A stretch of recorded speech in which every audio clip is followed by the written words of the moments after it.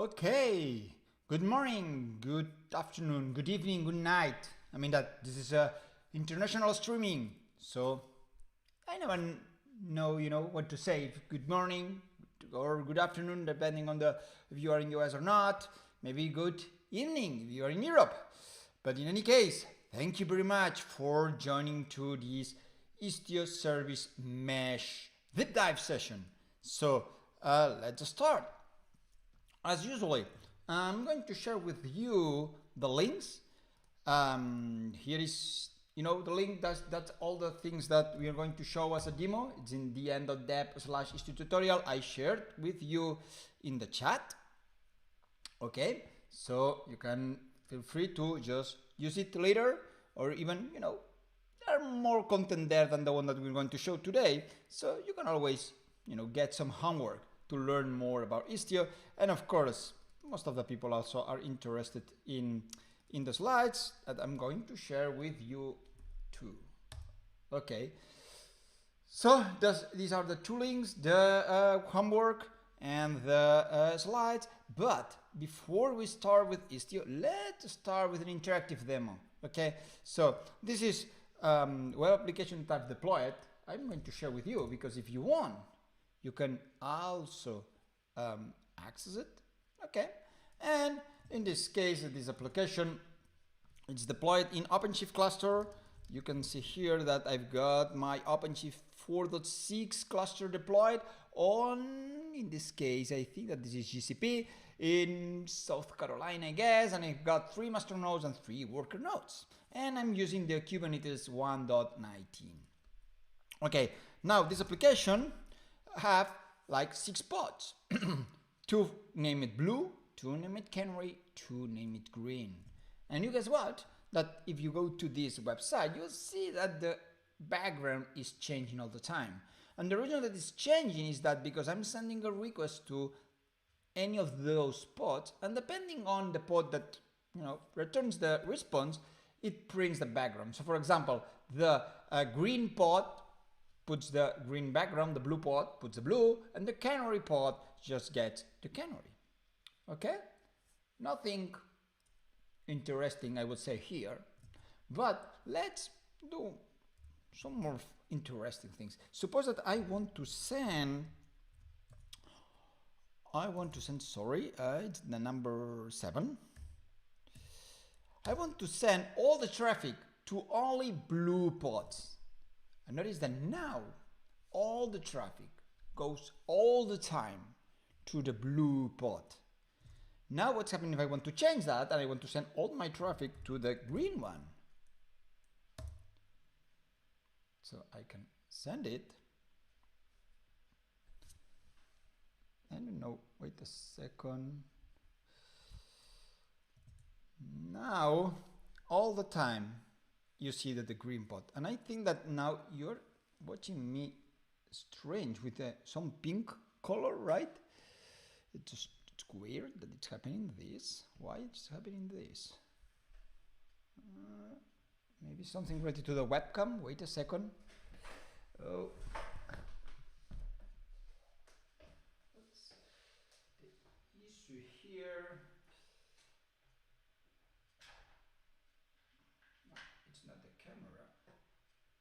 Okay, if it's not the camera, it's why you got it?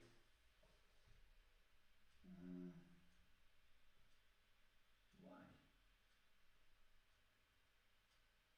Okay.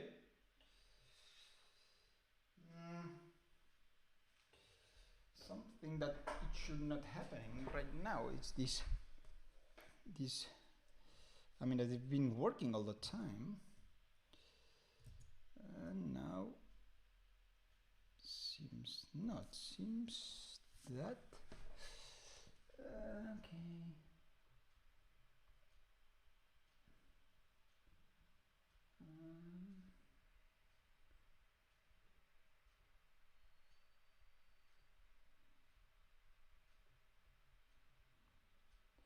Oh, wait.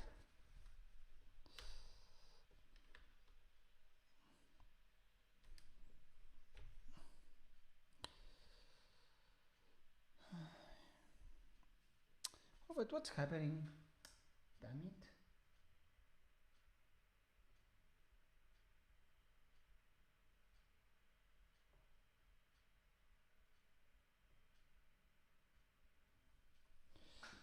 Okay, now it's fixed. I don't know. You know, I do not understand computers anymore. I've just restart the application that I'm for sharing the screen. Okay, that's fine. I mean that. Okay, remember that we got it. I mean that's fine because probably now everyone is on this side. And what's happening if I want to change this to the?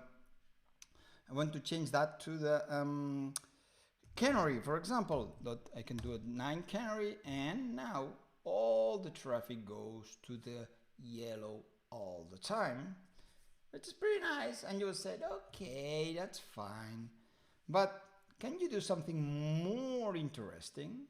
Because now you are just redirecting traffic to one pod or another pod. And now let's suppose that you said, hey, I want to send some traffic depending on the browser. Let's do that. Let's open Firefox and let's apply this rule. And now I'm going to start Firefox here. And okay, we've got here that now it's green all the time because it's a Chrome. But now I'm just opening the application in Firefox. And notice that in Firefox, it's a different behavior. Okay? In Chrome, we've got green. In Firefox, we've got yellow. So we can even, we can even do this kind of stuff depending on the browser. Now, I know that some of you will answer, okay, but it's pretty cool, this thing, but I don't understand anything at all yet. And it's normal because I've not started explaining Istio. I've just shown you Istio in action. So let's start with the presentation. Istio Service Mesh deep dive. Remember, Istio tutorial for the code, Istio Master for the slides. And my name is Alex Soto. I work in Red Hat. My mail is soto@redhat.com. If you've got any question, you can just ask me on Twitter, AlexSotoB. You can follow me there as well if you want to keep updated with news about Kubernetes, Istio, Canary, Tecton, Argo CD, or Java in general. Or also you can use my email to ask me the question. And I'm also the co-author of the Testing Java Microservices book and the Quarkus Codebook. So if you want to learn more about Istio, you can download for free the Introducing Istio Service Mesh for Microservices. You can download it in the end.dev/Istio-Istio book. You only need to register to Red Hat developers. And of course, one of the great books that we've got also there is Migrating to Microservices Databases. And today we're going to see basically the things of how to deploy microservices using Istio, observability, traffic control, and a bit of service resiliency and circuit breaker, and a bit of security. Of course, the tutorial is more extensive. And then we need to think about a bit of how we are deploying nowadays. In the past, we had this old school architecture where we've got our monolith application with one database, and then we just deployed it maybe once every 6 months. Maybe some of you will say 6 months. We deploy to production once per year, right? But nowadays we are into these new school architectures, microservices architectures, or I prefer to call it services architecture, where we've got several services, all of them interconnected by the network and with their own databases and their own entry points. And one of the key points of these architectures is that we are deploying it several times per week. And keep in mind that I'm not saying that you are deploying the whole application several times per week. What I'm saying is that every week you are maybe deploying this service and this service to production. And then another week, this service, and this service. Okay, so you can see that every week you are deploying to production, which means that we need to simplify how we deploy to production. And this is where Kubernetes and OpenShift, at the end, OpenShift is just an implementation of Kubernetes, comes to the scene. Keep in mind that when we are talking about microservices architecture, we are just talking about distributed computing. At the end, we've got the service A that makes request to a service B and makes request to service C, and the C gets a response and so on. And all these communications happens through the network, okay? Distributed computing and microservices is fairly the same. But there are some kind of fallacies of distributed computing. The first one is that the network is reliable. As developers, we think or tend to think that the network will always be there. Just keep in mind when we are creating a JDBC connection to a database. When we're doing a connection to a database and doing a select, we are not thinking that maybe the database is down. We just assume that the database is there. We also assume that the latency is 0. We can send, whatever, and the answer will come in just milliseconds. We also assume that the bandwidth is infinite. We can send whatever we want. It doesn't matter. We think that the topology does not change, that there is only one administrator, that transport cost is 0, and the network is homogeneous. But the problem, as you might know, is that this is not true. And let me show you just one example. Suppose our architecture, our microservices architecture, we've got several services, they're deployed, and there is one service, this one, okay, that fails. So this service throws an error. What's really happening is that there is a cascading of failures, there is a transitive errors. So all the services that depends on the failing service will fail as well, because the error is propagated through all the colors. So as you can see now, when there is a problem in one service, things becomes a bit more complicated. So what we need to really do is isolate this service so the problem is not propagated. For this reason, to solve this problem and other problems, there is one thing that we call microservices. Microservices, they are just some features, some capabilities that we need to implement in our microservices architecture, and we can see some of them. Here we've got my service that can be implemented in any language, Spring Boot, Quarkus, Vertex, JavaScript, Go, whatever, and then we need to implement these capabilities. For example, a way to define an API so anyone can access it, discover the services, invoke the services. Elasticity, we need to be able to scale up and scale down our services. Resiliency, to solve the problem that we've seen before, right? We want to isolate the problems into that service and not propagate the errors through all the architecture. Each of the services needs to have their own pipeline. We need to find ways to authenticate between them, logging, monitoring, and tracing. So we need to implement all these things. And most of the time, especially if you're coming from, for example, using Netflix OSS, you are getting this kind of solutions. So you've got the container, then inside you're running the JVM, then we've got the service A, so all our logic is in the service A, but then we implement all these features inside, right? For example, we put there ways to do a load balancer on the client side. We implement there the zero resiliency, maybe using Istio, maybe using Resilience4j. I mean, there is a lot of libraries out there in all the languages about resiliency.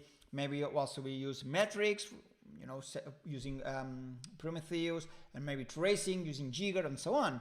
And we put all these capabilities inside the service. And at the end, we copy them from service A to service B to service C. And if you are coming from Java, you need to think that you are adding a bunch of libraries inside your code, inside your class path. And it's not only about Java, right? It's also about if you are into polyglot services and service A is in Java and service B is in JavaScript. You need to learn all these capabilities to be implemented in Java. So you need to learn, for example, resiliency in Java. And you also need to learn how to do resiliency in JavaScript. So you need to, know all these libraries. And of course, if you are using Kubernetes and OpenShift, some of these problems are solved. For example, if you're using Kubernetes, discovery invocation are fixed, and elasticity is also fixed as well. Remember that with Kubernetes you can do kubectl scale, and you scale up or you scale down. So scaling, invocating services and discovering is really, really easy in Kubernetes. If you're using OpenShift, you're also fixing the problem of the pipeline and the logging and the monitoring. But see that there are still some gaps. And this is where Istio comes here. With Istio, we are covering all these gaps. There are some overlapping, for example, with the monitoring between OpenShift and Istio, and with the discovery between the traffic management that happens with Istio and with Kubernetes, but we also have resiliency stuff, authentication stuff, and tracing stuff. Okay, so before Istio we had something like this, where everything is inside the code. Then, thanks of the concept of sidecar, remember that the sidecar is just a container that runs together with another container. Then we've got something like this. We've got a pod contains two containers, one container with your service logic and another container with the sidecar container. This sidecar container intercepts all the network traffic that happens around your service mesh. So now when you're doing a request from service A to service B, you are doing you're doing a request through the sidecar containers. Okay? And if you think about what is inside this sidecar container, it's just an envoy proxy. So I think that we can start with the exercises, but I see that there are two questions. One of the question is, I missed the first 10 minutes. Yeah, it's recorded and in the same link. So you can, at any time, you can just take the URL where you connected now and just replay the session. And are we going to have a QA session? Hey, Heman, thank you for the session. For coming and for the question. And well, no, there is not going to be a specific Q&A time, but you can ask the question here in the chat, and I will do some stops, and I'm going to answer them. And if the question comes later, no worries. You can ping me on Twitter or in email. No problem to answer the questions later. So let's change from this example to another example, specifically the Istio tutorial example, and let me move to tutorial namespace. And let's see. Okay, now we've got another application, which is customer preference recommendation v1 and recommendation v2. In this case, what we need to think about it is that customer calls preference, and then preference calls recommendation v1 or recommendation v2. What's happening? Oops, sorry. I'm going here. And what's happening if I do a call to customer? It happens what I said. Customer calls preference calls recommendation v1, and it prints the host name, and this is a number. This is a counter that counts the number of requests that has been processed by this recommendation service. And if I do another curl, of course I'm getting from v2, because by default we are doing a round robin approach.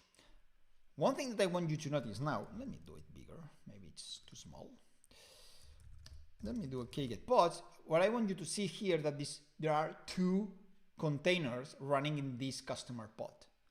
And remember that this is happening now because, as I said,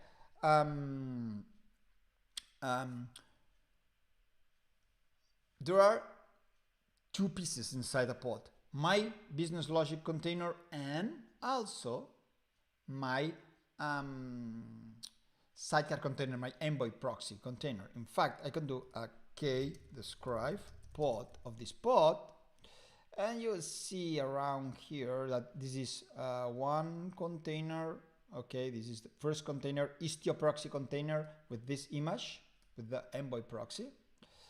And then we've got this other container, which is the customer container, which is my logic, my business logic. Okay, so keep in mind this, that we've got two containers running in the pod. One my business logic, another one the Envoy proxy, which intercepts all the traffic. Now, let's move on. What's happening if what I want to do is send all the traffic to, for example, V1? Okay, then we need to do some things. The first one is register using a destination rule. Now, you know, destination rule is used for more things, but now for keep it simple, let's assume that in a destination rule, you're registering the services. In this case, I'm registering that I've got recommendation V1 and I've got recommendation V2. I can apply it. And even I can do a cat of this file and see that it's what I said before, that I've got a host recommendation with two versions, version V1 and version V2. But this has not changed anything at all. We are still doing a round robin approach because I'm just saying, hey, I've got two services.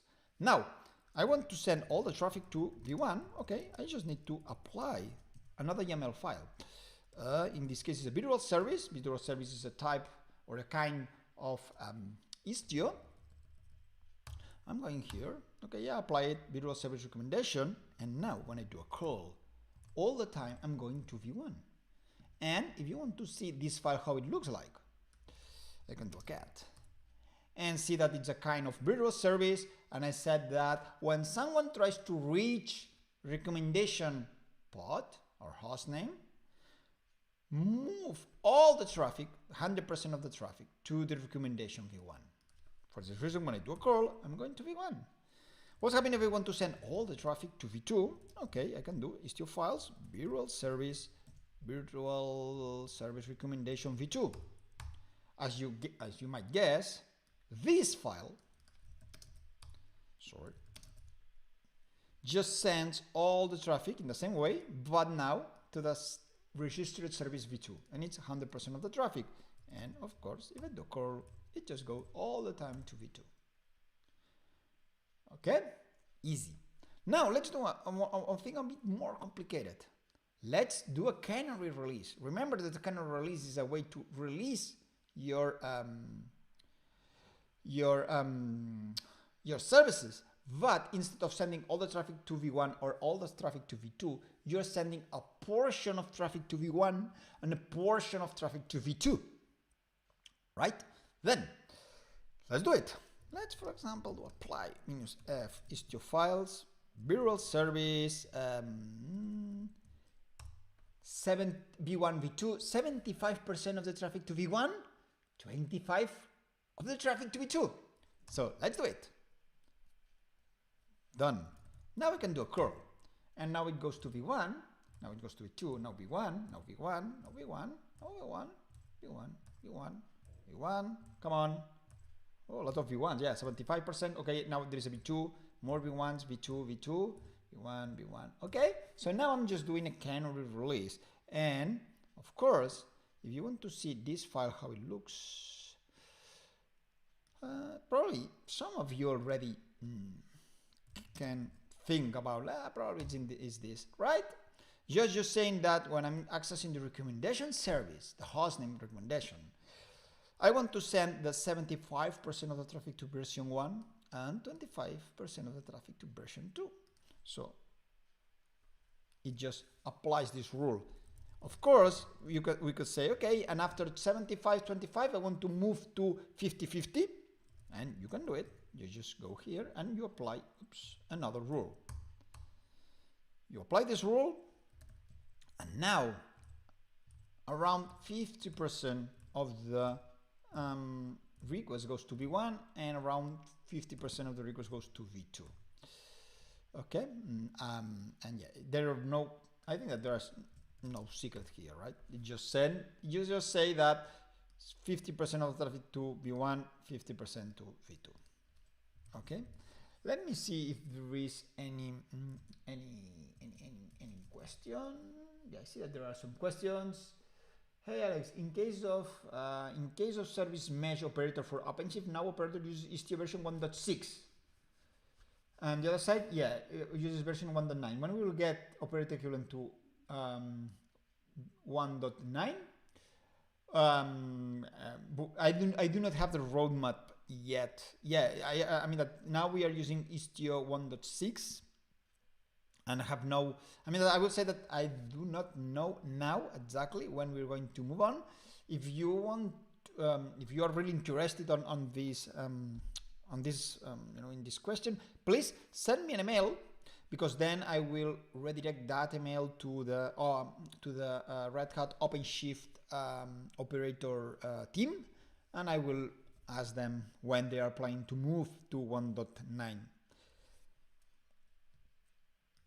Now, probably some of you will say, okay, I like it, yes, it's really easy, right, to redirect traffic and so on, but Alex, you showed me before that I could change the traffic depending on the browser.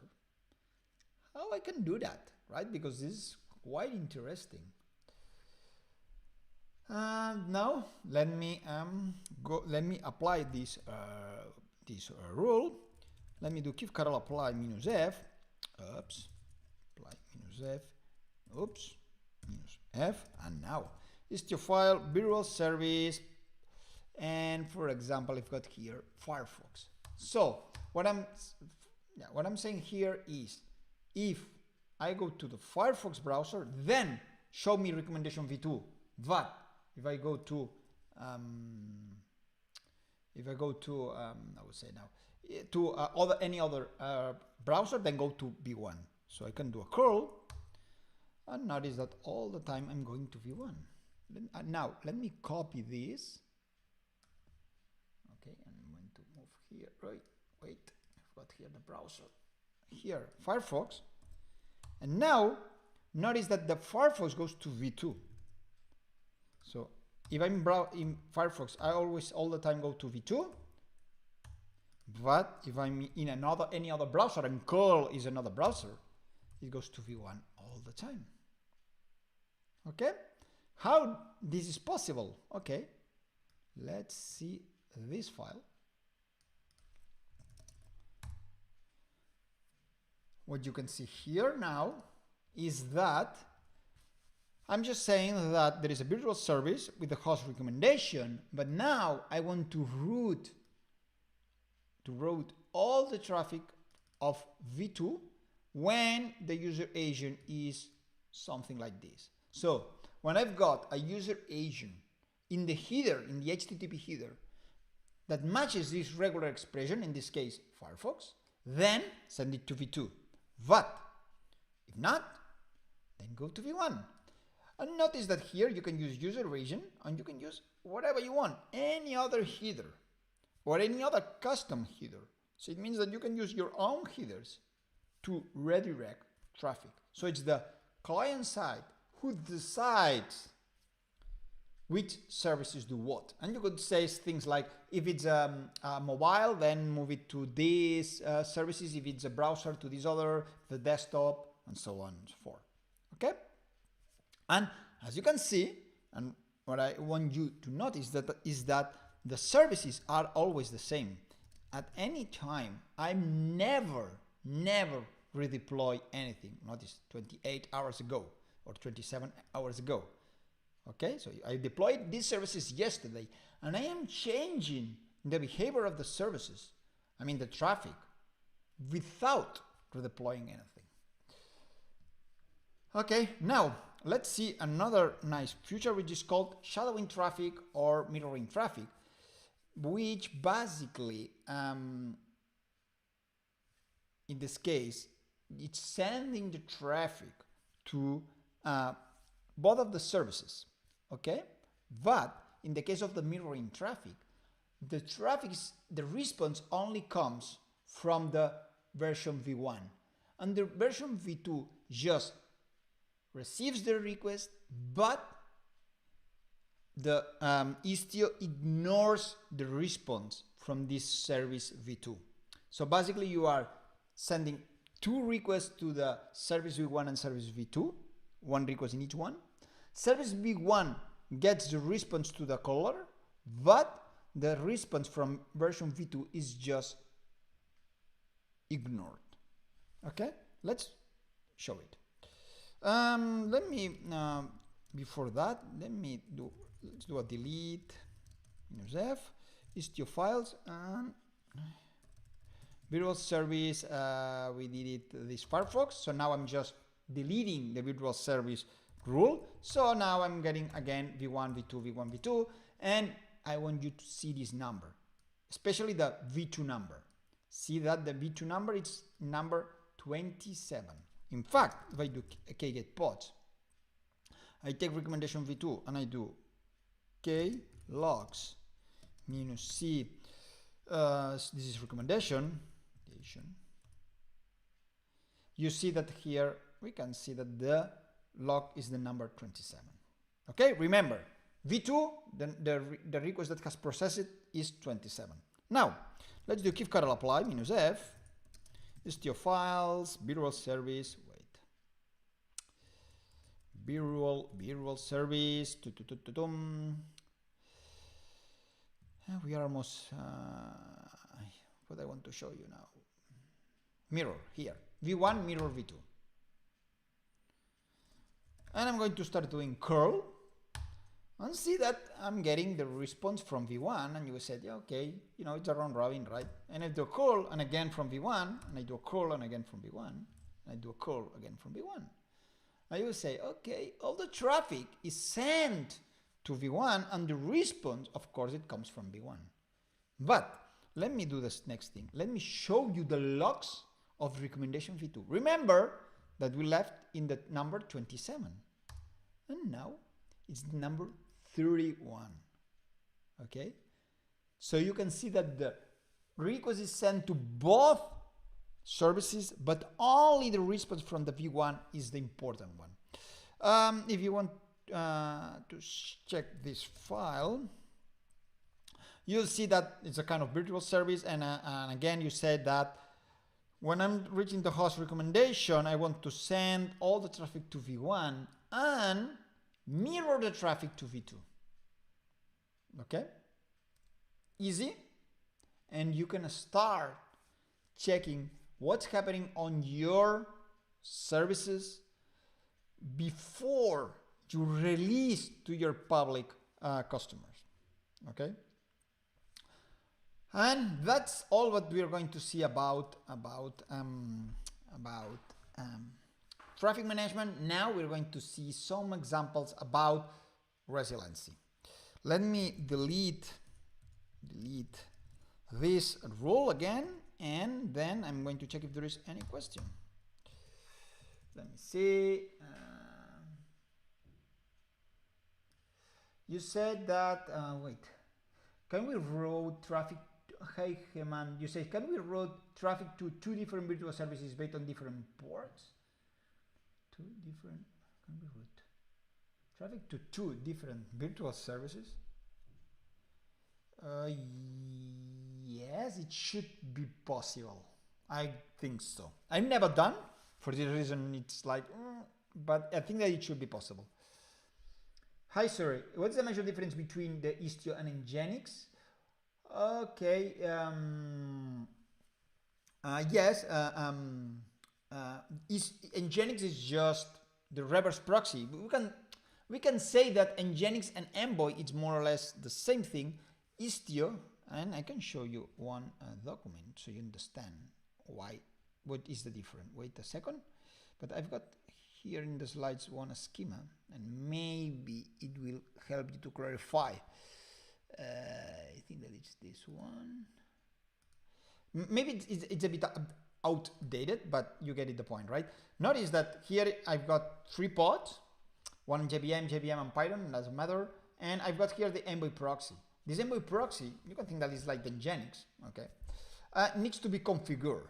So you need to configure, hey, I want that when someone wants to access the recommendation service, I want that you send the request to service as to version 2 or the version 1, or do a mirror traffic or whatever. right? And this happens because you are configuring these envoy proxies, right? But who is in charge of configuring these envoy proxies? You could start doing SSH to each of the envoy proxy. That's one way. Or you can use Istio. And basically what you're doing with Istio is just taking your, you're taking the virtual service and configuring all the envoy proxies of your mesh, all the required envoy proxies, right? So instead of going to do SSH to each of the envoy proxy, you just delegate to Istio to do that. I would say that's the big difference, and to not explain or not to spend a lot of time explaining it.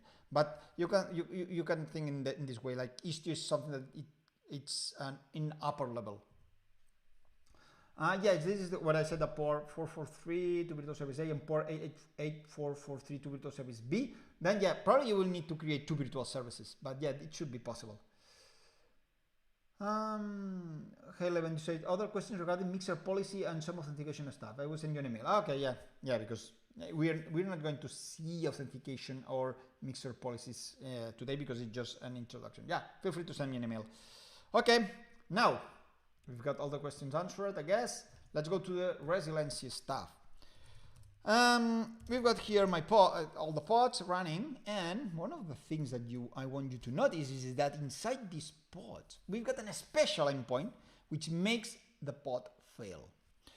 Let me show you. I can do exec -ti -c recommendation /bin/bash. Okay, so now I'm entering inside. I'm inside the pod, the recommendation v2. Now we can do curl localhost 8080, and you can see that I'm returning recommendation v2. But what's happening if I do curl 8080/misbehave? It says that the following request to the slash will return a 503. So the service will fail. So I can do this and see that it's returning a service unavailable. Okay, now let me do an exit. Remember that I'm using the round robin approach because there are no virtual service there. And what's happening if I do a curl? I'm getting v1. And you might say, okay, that's fine, because maybe it's time for v1. Let me do another curl. Oh, v1 again. That's interesting, right? Why v1 again? In theory, it should be v2 and it should fail. Let's do v1 again. It's a bit the same. Okay, what's happening here is that by default, Istio is implementing an automatic retries. So basically, Istio, when it detects that there is one pod that it's failing, it just do a retry automatically. This can be configured to 0 retries, 1 retries, n retries with a sleep time between and so on. This can be configured, of course, but by default, it's 1 retry. For this reason, it's not failing, because when it goes to v1, it returns success, but when it goes to v2, it returns an error, it does a retry, it goes to v1 and returns v1. And that happens by default. Again, I can do an exec, I can do a call localhost 8080 behave. Now it will return all the time at 200, and if I do a call, notice that now I go to v1, v2, v1, v2 again, because v2 is not failing anymore. Okay, now let me deploy a new service v2. Let me do a kubectl apply -f. Oops. No, it's a recommendation service, recommendation Kubernetes deployment v2 timeout. In this case, I'm deploying a new service v2 that it has an sleep on the code. It means that when I send a request to v2, it's going to be slept for 3 seconds, and then it will propagate the response. Let's wait until the new service is up and running. Let me check if there is any question. No questions. Okay. Now we've got this new v1, v2 that the old v1 is terminating. I can do a curl. And if I do a curl, I'm getting v1 quickly, and when I go v2, notice that it's quite slow, and then works. Then it could be 1, then V2 it's slow, and finally it works. So this timeout, yeah, I know that it could be, it could be an asleep thing, but it could be that the service V2 it's overloaded. Okay, so usually when you face these problems, you add timeouts on your code. So in your code, in your HTTP client, if you will, you set this timeout. So if you are going to spend more time than expected, then you just do a timeout. This is something that you can do in your code, or you can put it into Istio. Let's do it. I can do a quick cut apply -f Istio files, virtual service, recommendation timeout. Okay, I applied this rule. Let me do a curl. Sorry, a cat. And it says that any traffic that should go to recommendation, if it spends 1 second and there is no response, then send an error. Right? Now let's do a curl. I'm going B1. I'm going B1. I'm getting B1. I'm getting B1. Notice that it's working as expected. Why? Because I'm sending a request. When it goes to B1, it returns B1. But what's happening when I send a request to V2? When I send a request to V2, I'm not waiting 3 seconds. I'm just setting a timeout of 1 second. And when this second expires, then an error is sent back. And remember that there is a retry. So when there is a retry, goes to V1. For this reason, sometimes goes pretty fast, like now, it takes immediately to show V1, but now that next time that I'm going to run it right now, you're going to see that there is a 1 second delay. This 1 second delay is the delay that we defined in this timeout. Okay? Cool. Let's delete this virtual service. This is the timeout one, and let's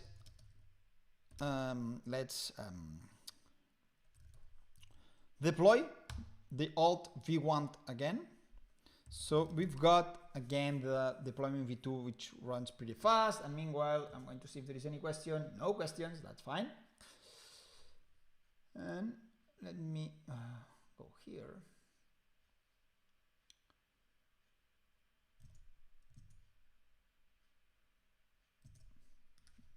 Come on. Okay, now again we've got this curl to v1, v2, v1, v2, pretty fast. Yeah. Now, let me show you another great thing. Siege of this. Siege is a CLI tool that can be used for doing some kind of sort of performance testing. In this case, I'm just saying that I want to send 10 requests using 4 concurrent users. So I am effectively sending 40 requests, okay? If I run this, you'll see that everything works as expected. But now, let me do kgetpod, going inside exec-ti-c /bin/bash. Let me do a misbehave. Okay, right? And now I do siege. Well, let me do another thing first. This is recommendation v2. Let me do a logs of this recommendation v2 and see that the latest request that I've served was the number 22. What's happening if I do a siege? Or if I do curl now, notice that I'm getting all the time to v1 like before, because remember that I said that there is an automatic retry. So every time, right, I'm just going to v2, it returns an error, then it goes to v1. What's happening if I do a siege? So I'm just simulating 40 concurrent or 4 concurrent users. Everything works. Of course, there is an automatic retry, right? So pretty cool. But what's happening if I do a k-logs of the v2? Remember that the last one was the number v2, where is v2? Here. The last one was the number 22. What's happened now if I do a logs of this? I'm getting 56, right? Because remember that I said that you send the request, then it fails, and then it do the retrace. And this that might seems really powerful, it's not. And the reason is that you can overload the system that it's failing. Because if you've got a lot of concurrent users doing requests all the time, what you want to do with one service that it's failing is to stop sending requests to that service, at least for some time, to see if it recovers or not. Because if this service is overloaded, what he really wants is that you stop sending requests to it for some time, and then try it again. And this is exactly what circuit breaker pattern does. Okay, circuit breaker pattern helps you to just detect these situations and stop sending requests to the failing service. Let's apply, and this is important because circuit breaker is configured in a destination rule. For this reason, I said before that, in the beginning of the session, that you can think that destination rule is used for registering the services, but it's also used for other things, and one of those things are circuit breaker configuration. So I'm going to apply this, and now if I do a cat, you see that I'm just saying that I want to just have one concurrent connections, but the important part here is the outlier detection, and I'm saying that if there is one consecutive error between inside a 1 second window, it means that inside a second there is one error, then eject the traffic to that service. All the traffic. Here you could put set, for example, 50%, 80%, and so on, but here you're saying that I want to eject all the traffic. So if inside 1 second there is an error, just stop sending requests to that service until it recovers. Now, remember, if I do k-logs again, the last number was the 56. I'm going to run siege again. Whoops, what's happening now? Something it's not working correctly. Let me run it again. Okay, what's happening with the service? Let's see it. Preference is not healthy. Why preference is not healthy? Okay, that's interesting. It's always nice that we've got these kind of problems, right?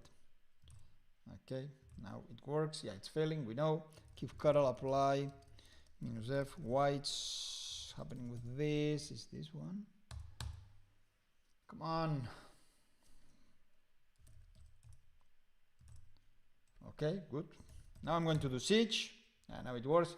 As I said before, I do not understand computers anymore. You notice that I've not done anything different, but yeah. The thing that I want you to notice is that, or to remember, is that V2 at that time was number here 26, oh no, 56, sorry. And now if I do the k-logs, oops, wait. Yeah, now remember, 134, okay, because probably it feels something before. Okay, the last number was 134. Now if I do the siege one, so I'm just sending a bunch of requests there, and now I do k-logs, you see that it's only, come on, 134, right? So now the difference between before using circuit breaker and after applying circuit breaker is that before using circuit breaker, all the requests were sent to V2 as well, and then we detected the fail. With circuit breaker, we changed this, and now when we detect a fail within a 1 second window, then no more requests are sent to that service, to that bot. Okay, so you are saving resources, and also you are keeping that pod in calm for some time to see if it recovers or not. Of course, you can do you could even do a exec, and then you can do a curl local host 8080/behave,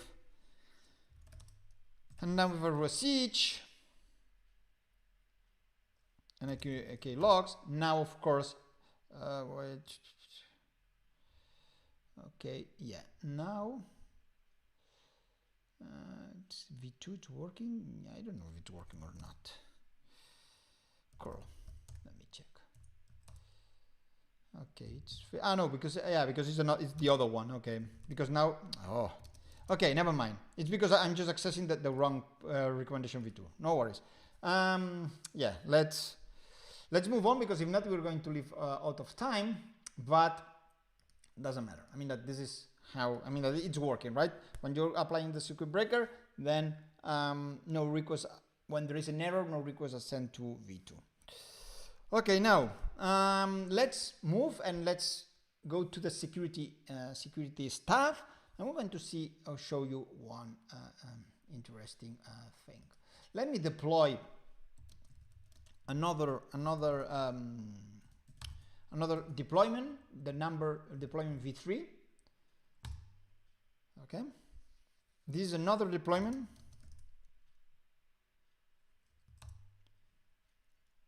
Let me do delete. The other thing that I can do now is do a clean. This is a script that I've got to clean all the all the Istio, all the Istio stuff. And it's in the repo that I shared with you at the beginning. So it's a really nice way to clean everything. Now I've got recommendation v1, v2, v3. Now I'm going to apply a new Istio file, which is destination rule v1, v2, v3, because now I've got 3 recommendation services. And then I also want to apply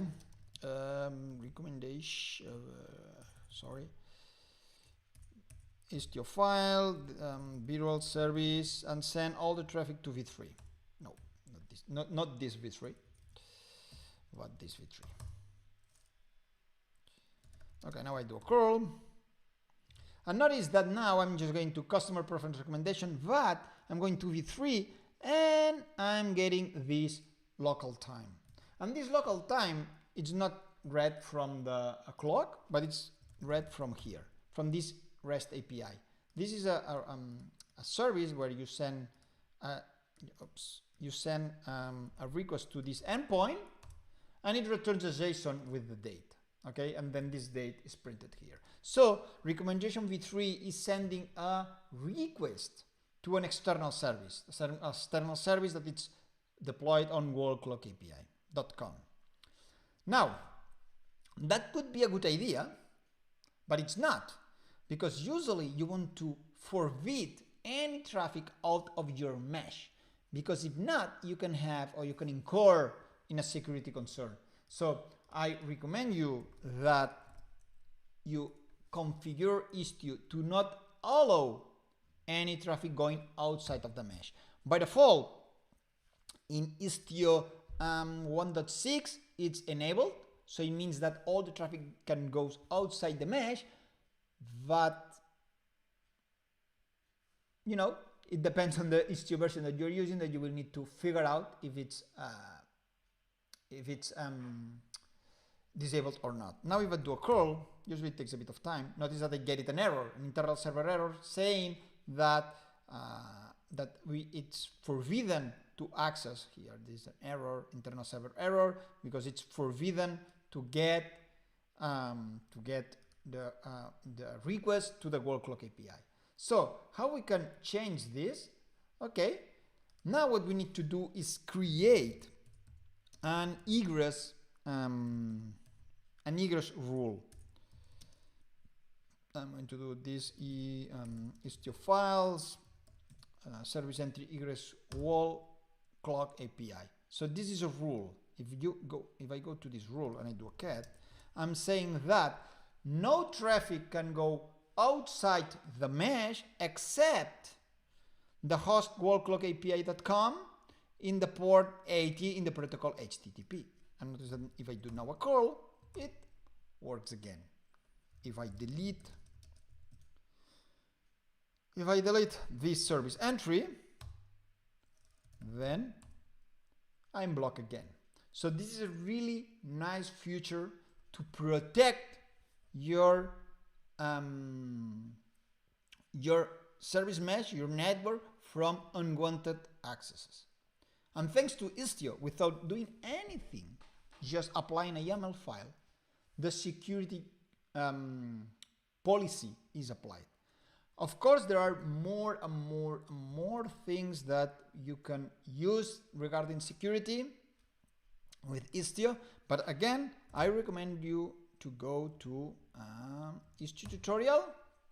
You can go here, and here you can see all the traffic stuff that I've showed you with traffic control, service resiliency, you know, with circuit breaker, no circuit breaker, timeout, and retries. Chaos testing, we've not seen this, and in the security step you can see the egress, but you can also see how we can get access control, mutual TLS, GWT, airbag, and even here some more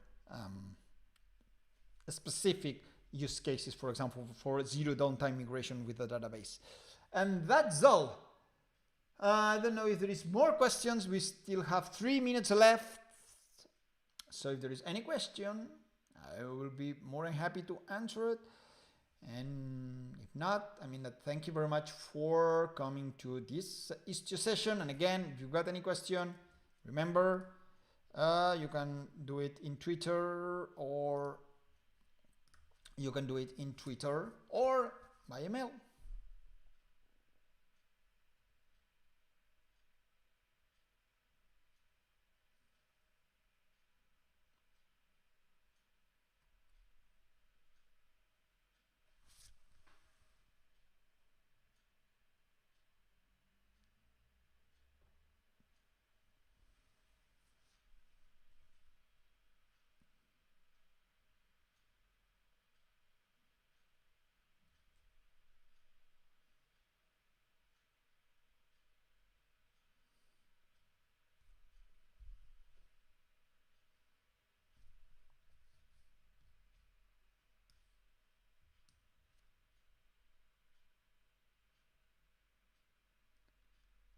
The two-way SSL between, well, the SSL between API service. Heman, I think that what you mean is that, yeah, you can configure SSL communication between services with Istio, and basically your service just needs to do an HTTP call, and then Istio will transform this HTTP call into an HTTPS call, and by default the Istio manages all the certificates authority and so on, and so you do not need to take care of anything at all. But of course you can provide your own certificate of authorities and configure your certificates instead of using the default ones from Istio. And just keep in mind that this SSL communication happens between envoy proxies. I don't know if this answers your question.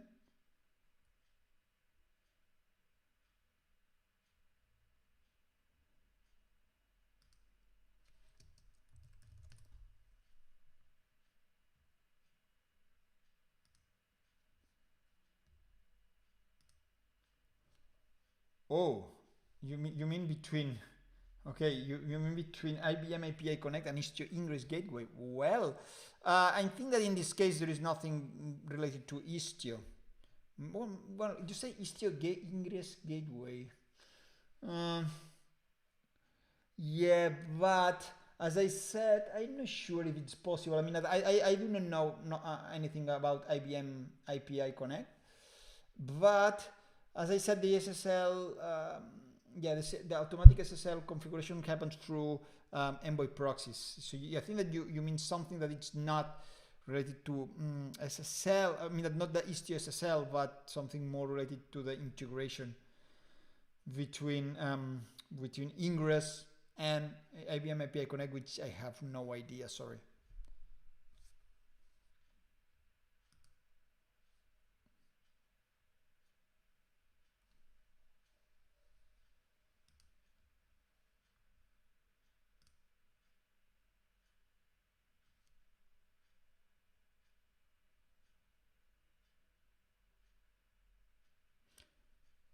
Okay, I think that we are done because it's 1 minute left. I mean that we passed 1 minute.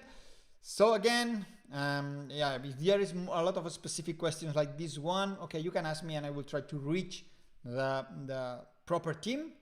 And if it's more, an Istio question, then yeah, I will answer it happily. Thank you very much and see you the next day for a deep dive session. Bye.